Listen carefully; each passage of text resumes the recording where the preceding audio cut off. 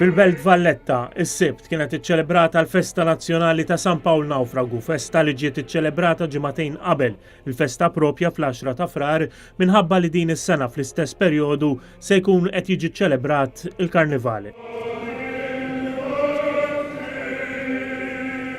Il-Quddiesa Pontifikali li saret fil-Kolleġjata ta' San Pawl Nawfragu tmexxiet mill-Arċisqof Charles J. Scicluna li għaliha attendew l-ogħla awtoritajiet tal-pajjiż fosthom il-President ta' Malta Mary Louise Colejro Preca, il-Kap tal-Oppożizzjoni Adrian Dalija, is-Sindku tal-Belt Valletta Alex Headingley, Ministri u Deputati Parlamentari. Inżel għall-kubtejja quddiem il-missier li minnu tieħu isimha kull familja fis-sema u fl-art.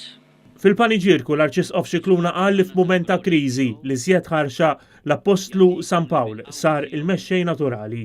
L-Arċisqof Charles Scicluna sostna li dak li għajt fl-Evanġelju San Luqa jirrakkonta ċerti karatteristiċi tal-Maltin li jikkonfermaw li San Pawl ġie Malta. Semma kif il-poplu Malti kien u għadu jemmen fil-ġustizzja. L-Arċisqof saħaq li l-poplu Malti huwa ta' qalb kbira u għalhekk jemmen fl-eżiġenzi tal-ġustizzja.